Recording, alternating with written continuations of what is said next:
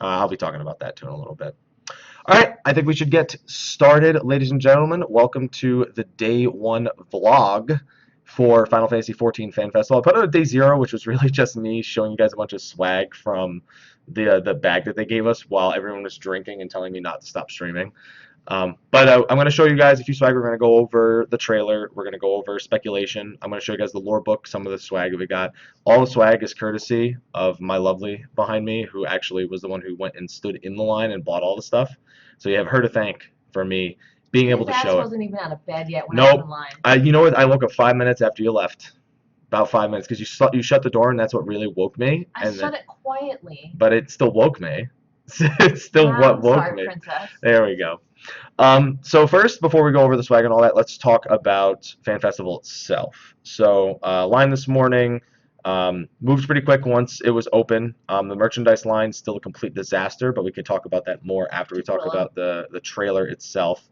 So they started with the announcement at 11 a.m. and it was Stormblood, and it's a scene showing theoretically Ida and the Warrior of Light fighting. It's still up for debate whether or not it's Ida, but the only thing that's not very telling, I'm pretty sure she doesn't have tattoos right here, so it's up for debate still because of that. But the rest of the demeanor kind of tells us that it's probably Ida taking on a monk. That's the other thing. When they showed her initially, there was a debate at whether or not it was dancer or monk. Guys, there were two monks fighting. That was not a dancer versus a monk. There were two monks fighting each other.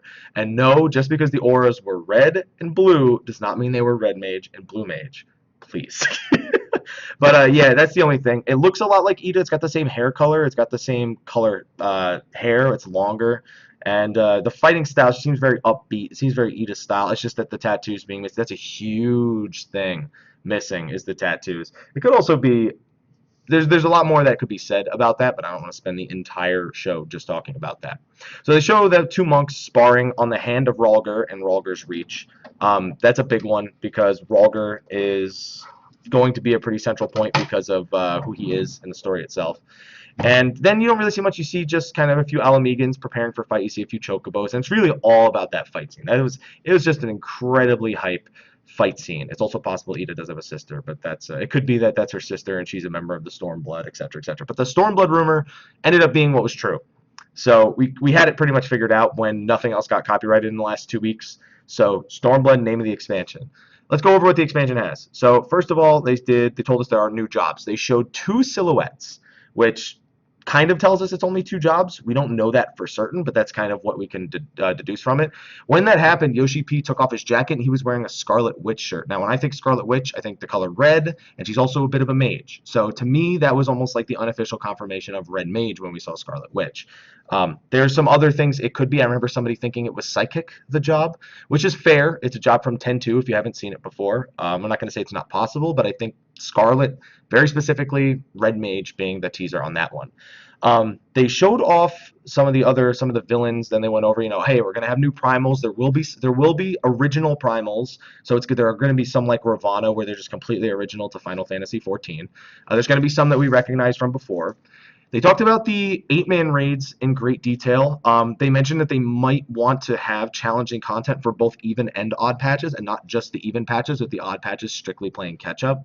They specifically mentioned if they wanted to do even harder content in odd patches, sort of like we had Second Coil Savage back in the day.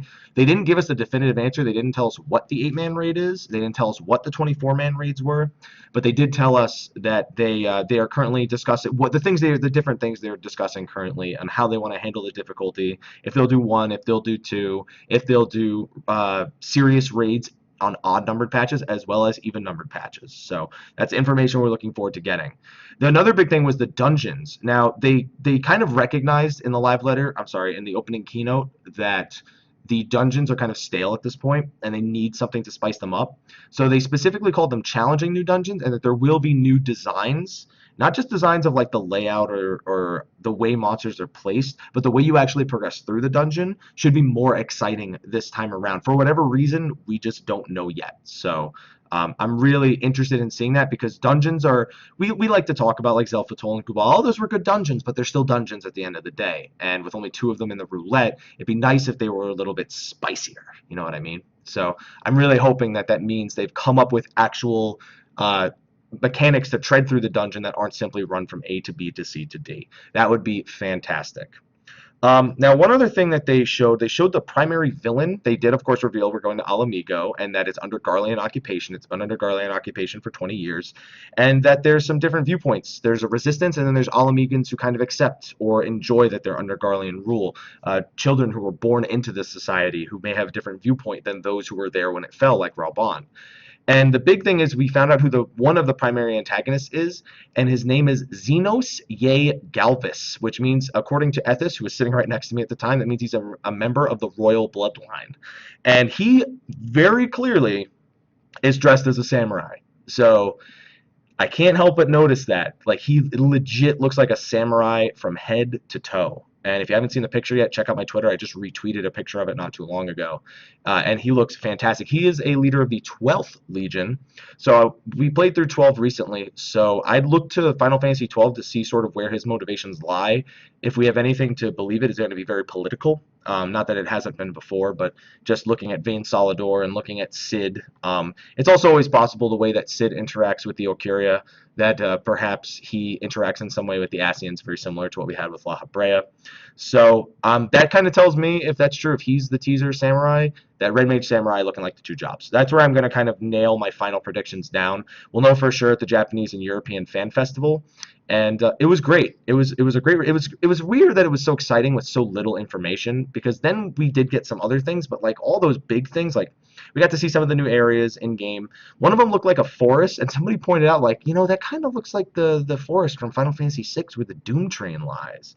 We got to see things like Baelsar's Wall, which is the wall that separates the Black Shroud and Alamigo itself.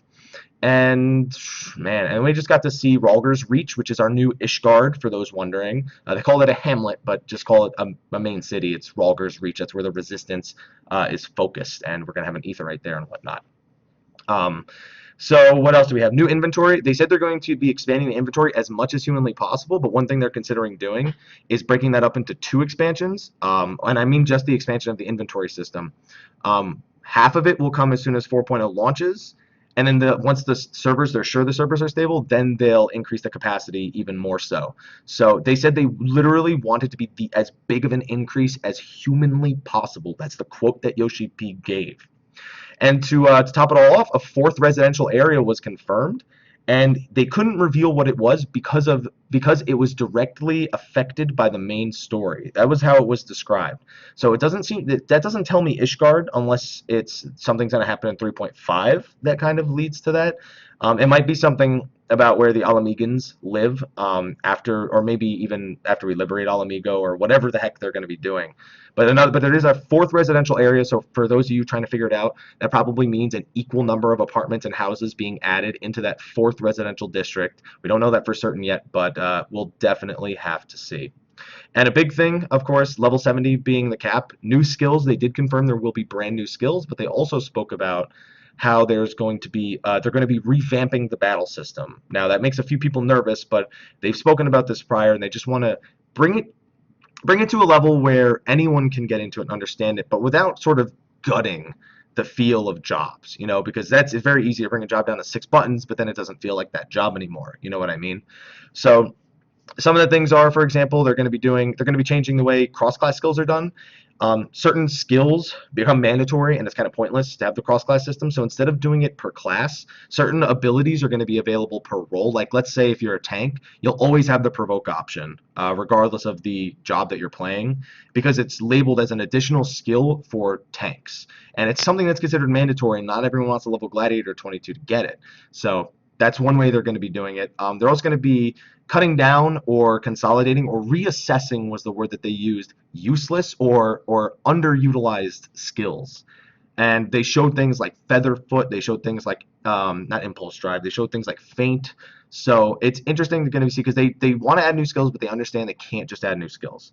So they have plans for it. So don't expect to need like 10 more buttons on your hotbar. Probably expect it to be maybe the same, maybe even less than we have now.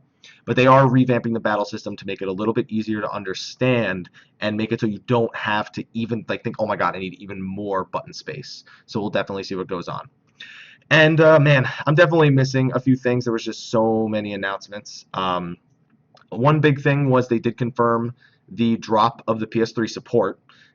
We kind of saw this coming a while ago, but they are, of course, offering anyone who goes from PS3 to PS4 version, they're going to be reopening the free upgrade campaign to go from the PS3 to PS4 version. They might even do it automatically for people if they notice they haven't played the game since Stormblood and they want to get back into the expansion, because it literally won't work on the PlayStation 3 after Stormblood actually comes out. They also say they're going to be upping the minimum specs for Windows version, and they really hope they're still going to support 32-bit operating systems, but they're really hoping that within the next couple of years, people upgrade to a 64-bit, because they really feel like if they can do strictly 64-bit operating systems, it will improve the game quality as a whole. So there's a lot of information that came out of just that trailer, and there's even more that we can pull from sort of looking between the lines there. But overall, two new jobs, probably Red Mage Samurai. We won't know for certain yet. We don't know what the new raids are. We don't know what the new dungeons are. We don't even know what the new primals are. We just know that there's going to be new stuff. Oh, that's one thing I almost forgot. Eureka. Eureka the Forbidden Land. They spoke about this. We had the Crystal Tower raid back in A Realm Reborn, and everyone's like, where the heck is Eureka? They are going to be doing Eureka the Forbidden Land as a new type of content, something that's inspired by exploratory missions, but by itself is something completely different. You can expect bosses with incredibly high respawn times that have really good loot, so world bosses basically that exist within Eureka, and they might even shift the focus of the Relic and Anima type quests to be something that is accomplished within Eureka itself, as opposed to something that you just go back and do old content with. Now, to say that that's going to be how they exclusively handle it, we don't know, but because Eureka is known for obtaining legendary weapons back in Final Fantasy III, this is probably going to be what they actually do with Eureka in the future. So it's going to be very interesting to see how Eureka the Forbidden Land finds itself into content. They said they have a bunch of new ideas. They don't just want to do everything they did in Heaven's Ward. Heaven's Ward was the play it safe because our game just relaunched 2 years ago expansion. This is the expansion where they want to start pushing the boundaries a little bit on the way content and rewards are presented to the player. And that's a very good thing, because it's definitely a more stale part of the game itself, or it has been over the past couple of years. So we'll see how it goes, because a lot of the time Square Enix is able to paint a pretty picture, but it doesn't always come out that way. In the end, Heaven's Ward 3.1 was a great example of that. So I'm always conservative about these things, but I would lie to you if I wasn't really excited about what I saw. It was incredible the way it was presented, and it had a lot of promise. Now they just need to deliver on it. Now, as for the things, as of right now, there's costume contests going on.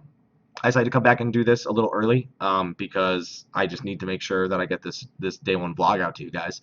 And concert's going to be later. Susan Calloway, haven't done that yet. But there are a few panels. The battle panel was a really big one. They showed off that they might actually be doing Savage Ozma.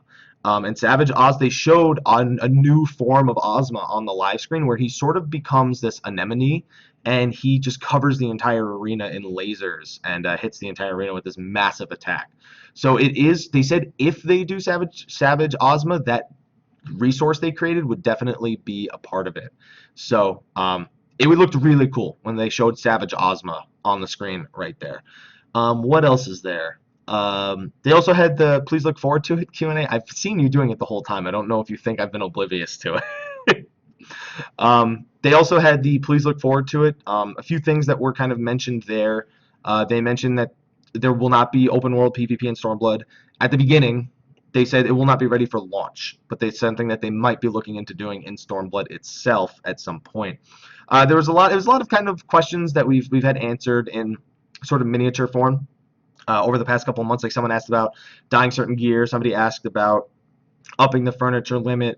Some of the questions I couldn't really listen to because I've heard them a million times before. So I probably missed one like really, really important one, and I'm just not realizing it. Oh, they confirmed that there will be a Kieran equivalent for the Heaven's Ward flying mounts.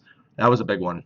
So yeah, if you are somebody who's been collecting the Sophia mount, the Nidhogg mount, there will be a Kieran equivalent mount in 3.5 or 3.55, whenever that actually is going to be coming out. Let's see, what else was there? They talked about Eggy and Glamour questions. Those were big. I think there was a question about a wardrobe system, how that was, if they were going to do something similar to that. It's also not Phoenix. They confirmed it was not Phoenix who is going to be the flying mount equivalent of Kieran. I guess that Kieran's a flying mount now, so I mean like the bird equivalent, the Heaven's Word equivalent of Kieran. And then they're doing the costume contest right now. Best of luck to the winners. Sorry to come back up here and record this, and I had to miss the contest itself. But like I said, I really wanted to get this recorded. Now, on top of that, the events that were actually there. So the day before the events actually happened, that feels good. The day before that actually happened, before we actually had FanFest, a bunch of people had data mined that the fight was going to be something called Brain Case, and it was a fight against Proto Ultima, which you guys may remember is the Ultima that's flying around as Aslan. Occasionally, he summons a Rafflesia. That's a big part of a Fate. And it was a pretty fun fight. It was actually a 24-man encounter, and it was pretty similar to the original Ultima. It was a bit more chaotic. There were some ad phases. The bits had different patterns. There was a lot of people killing each other with prey markers and things like that. It was hectic, but we beat it on our first try. I went Astrologian. We lost half the alliance at one point, but we were able to slowly recover it the whole time. And I'm hoping that hits the game in patch 3.5. Even if it's not as a 24-man, even if they just do it as an 8-man, that would be okay. It was just fun. It was a nice, easy fight. We were one and done, but there was no shirt that came with it, which was pretty disappointing. The trial roulette was done a little differently. Instead of doing all extreme primals for the trial roulette, like the last fan festival, they did hard modes, but they had two modifiers. Like you could get no UI Bismarck, or what's it called? 7 tanks, 1 healer, or 7 healers, 1 tank Bismarck.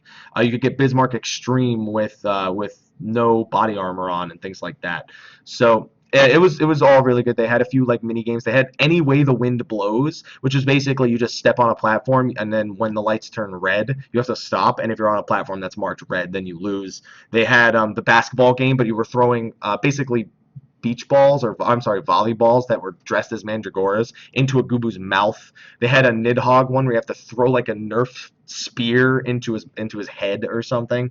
And then they had one more, which I can't remember. Oh, they had one where they give you a machinist gun. You have to shoot goblins. You have to see you can shoot as many goblins as possible. So fun things like that. They had the feast. They're going to have the exhibition tomorrow. But the big thing we got to talk about is the merchandise line, because they had 5 times as many registers, and it was even 5 times more disastrous from what everyone's telling me. Mel was in it. She had to get there super early, like 7 a.m. to line up for the convention itself. Then she had to wait 2 hours for the friggin' line to open, and then she still had to get all the things, and then on top of that, 3 hours. Oh my god.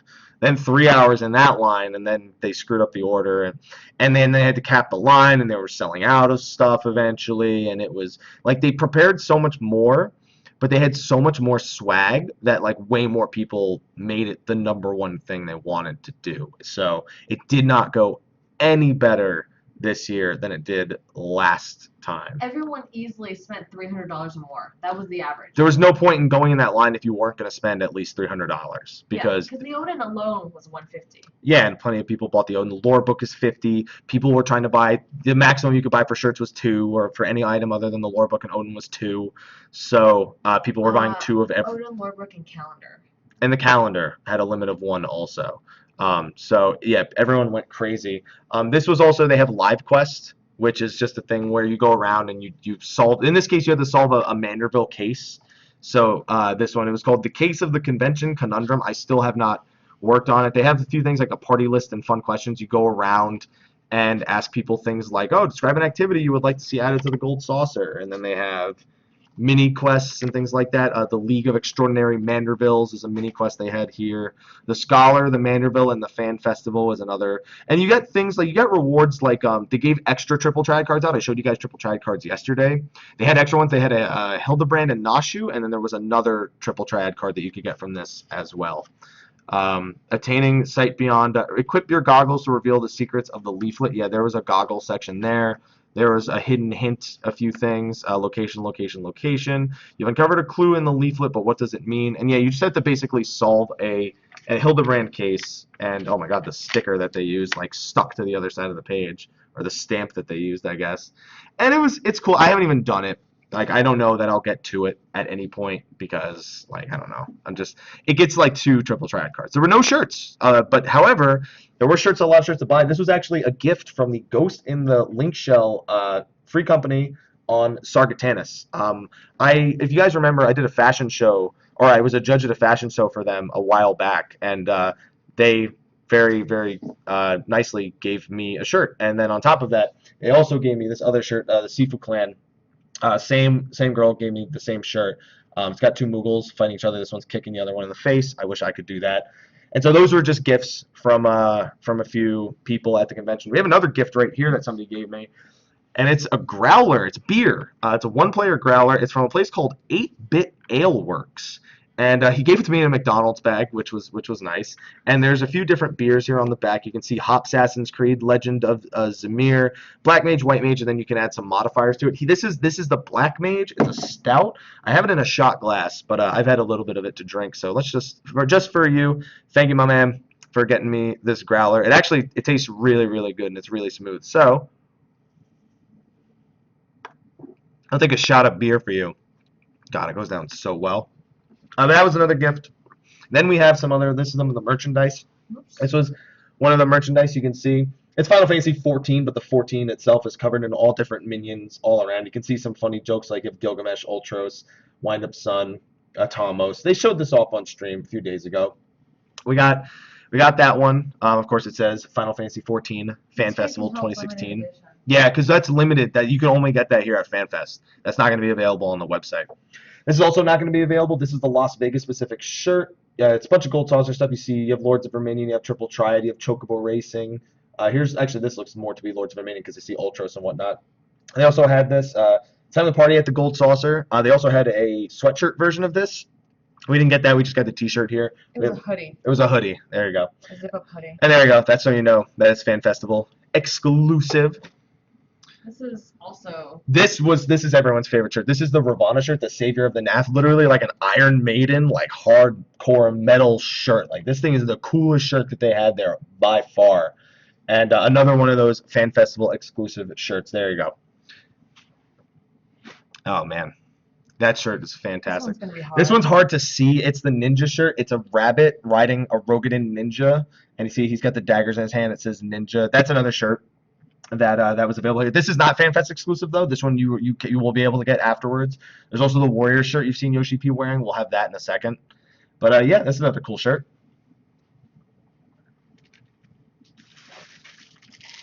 Yeah, this one we're not taking out because this one I'm not wearing this one. We're gonna be giving this one away. It's a Warrior shirt. It's just got a little Lalafell with a Bravura X sitting on top of a bear, and it says War on it. So that one's still in its packaging. We'll be giving that away on stream at some point. Yeah, I agree. They should have used different colors on that one. These are Moogle slippers. Really big. They're huge. They were one size. They just had one big size for It's men's size 8, women's size 10. There you go. And those look comfortable as hell. So. And I'm like a 6 in women. There you go. I only got 2 of them, but I got these. All right. Oh yeah, and then a few pouches. We have the Gubu pouch. We have the Cactuar pouch. Just a few cool little things that they have here. No, there were only those 2 class shirts. There were no other class shirts available there. And finally, we have the Lore Encyclopedia. I would like to take that from you so I can show them a little bit more. So the Lore Encyclopedia, I've already posted a few pictures from the Lore Encyclopedia.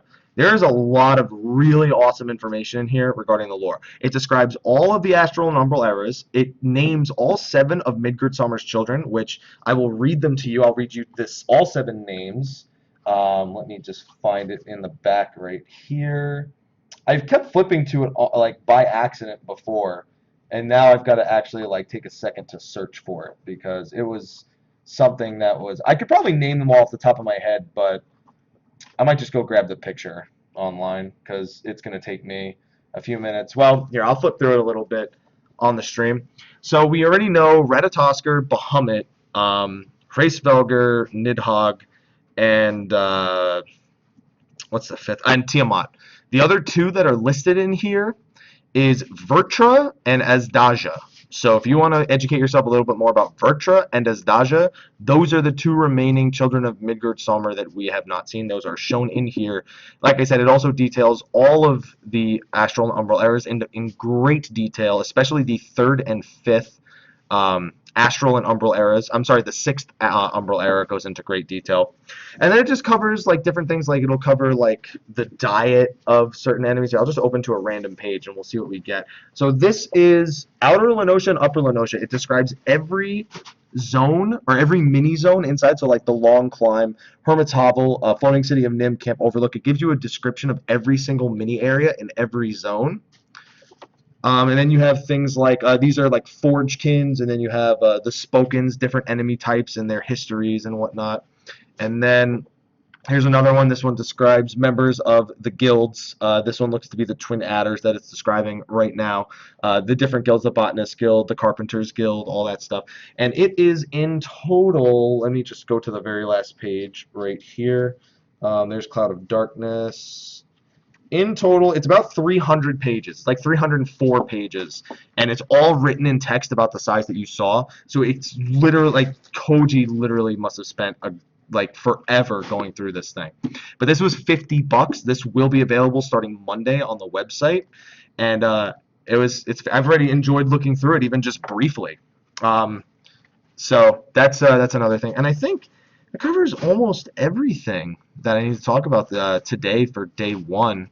It was everything's well done except for the merchandise line. Oh, also Sly and I were on the live stream today at about 2 o'clock. They had us on to just talk about the reveals, talk about the community, what we like to do, how we got doing what we do, and it was really fun. So thank you, Devin, Shannon, and of course everyone else, the community team, for arranging that. We just hung out for a few minutes afterwards, and I got to meet so many people today. I got to shake a lot of hands, and everybody's been coming up to me and they're like, "Don't worry, Happy, I showered today. Don't worry, I just put new deodorant on." And I'm like, "All right, well, thank you." That was amazing. Oh man. And yeah, it's just been a fantastic day. I might go back and do Proto Ultima again. I've been recording some footage of we can't record the panels, like that's not allowed because people are paying for that over on Kling. So we just did some footage of people lining up or people doing the challenges, and I'm gonna need to get more of that tomorrow. So it's gonna be interesting seeing how the second day pans out, because I have a feeling that the merchandise line is going to be no better, but I don't think the lines for Proto Ultima or anything are going to be that bad. I'm really excited to see how Proto Ultima makes it into the game, and if it makes it a game in patch 3.5. Yeah, the first person perspective, what you're thinking of, is one of the trial roulettes. It was one of the challenges. You could get like Bismarck Extreme first person or Thornton first person or something like that. There's a bunch of things. There were a bunch of things that were available. Now, the costume contest is just wrapped up a minute ago. I've been recording this for the last 30 minutes, so I definitely didn't have the opportunity for that. I mentioned Ozma Savage. Yes, I will, Masha. And it's been a great time. I'm going to probably head back down in a few minutes to just spend a little bit more time on the floor before the Susan Calloway concert. Because I definitely want to show a little bit more face there. And then, of course, tomorrow is just going to be hanging out, talking to people. Just what I did today. That's what I'm here for. So again, if you're in the chat right now and you're also at Fan Festival, if you see me, don't worry, stop me, ask me to take a picture. If you want my autograph as much as I don't think it's worth a damn penny, I will gladly sign what you ask me to sign. And yeah. I just wanted to record this. I'm gonna put it up over on YouTube now, guys. I promised you guys I would live stream the vlog if our internet worked, and thank goodness it does. But it's going to kick me off in a few minutes, so I got to make sure that that's done. I did get to meet Layla. I got to meet him last night. We got to hang out with Ethis, Mary. I got to run into the LBR guys, Escalia. That was another thing from yesterday. Yesterday I showed a bunch of stuff from the Day Zero vlog. We also got to see Fusion from Gamer Escape. Our friends Anthony, Amanda, Towley is here. Towley, Lula, DeAndre, Northern Lion and Katie are also here.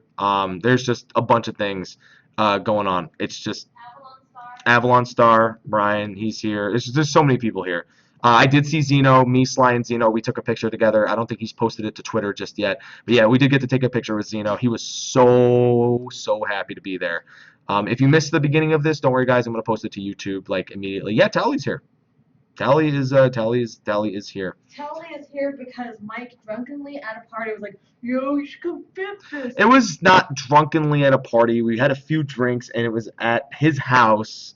And a party. Yeah, what was it? July 4th? Yes. Yeah, it was July 4th. And then Rob drunkenly was like, "Yeah, man, that sounds awesome. Where is it?" And you're like, "Vegas." He's like, "Vegas?" Yeah, he's like, "Vegas. I'll go to Vegas. I don't need a reason to go to Vegas. I'll just go to Vegas." That's it. Yeah, and I got to talk with Aniro. Aniro, Juxta, Escalia. Yeah, we got to see all of LBR at some point or another. Escalia and me got to hang out for a little bit. Escalia and I got to hang out for a bit on Day Zero. So Nero and Juxta, I just to see them, they're the sweetest people ever. Yeah, honestly, guys, like, and we know it's funny. So I did a quick interview with Nero, which I'll be working on getting posted to you guys after we get back. And it's funny because we asked him to be, and first he does the interview as, himself, the way you don't see him when he's pissed off at something on LBR, and then Sly wanted him specifically to do his like LBR a Nero, and it was fantastic. So we did get to see Miz. She's been all over the place. She's been busy with a lot of with Braddock and her free company. She's spending a lot of time with them. And then also some other things that are going on that I'll just leave as sort of under the radar for you guys until they're fully done and complete and everything. And yes, I did ask on the live stream. I asked Devin if we could set up the Sly versus Koji arm wrestling competition. So we're going to see if we can actually get that happening. But anyway, guys, I'm going to wrap this up for now, and I'm going to get this posted over to YouTube. I'll be back tomorrow with a day 2 vlog. Thank you again, my lovely behind me, who's been messing with me the whole video. What? I need to show them the Sly dance. Oh, not the Sly dance. Don't Yes. do the Sly dance. Sly dance goes like this. Okay, this is the Sly dance. There you go. That's Sly's new dance, by the way, guys. Just don't ask him why. But anyway, I will see everybody tomorrow for the day 2 vlog. Thank you for the subs and the resubs that came in while I was doing that whole. Reese's to end it? Should I eat the Reese's to end it? Yeah, we showed the Reese's yesterday on the day 0 vlog. Let me take a bite of that Reese's right now. Oh, guys, this is the giant Reese's cup from yesterday. Okay, how do? Okay. Are you out of gum, baby? Oh, you have some more. That's a giant Reese's cup. Look at that. Mmm. Mmm. Yeah, it's giant. Yeah, it's pretty fantastic. All right, before my hands get too chocolatey, we're gonna wrap this up, guys. All right, everyone. I'll see you guys tomorrow for the day 2 vlog, and we'll be back live on Sunday, later than usual. But go H2K this weekend for World Championships League of Legends. Anyway, I'll see you guys tomorrow for the day 2 vlog. Everyone, have a good night and take care.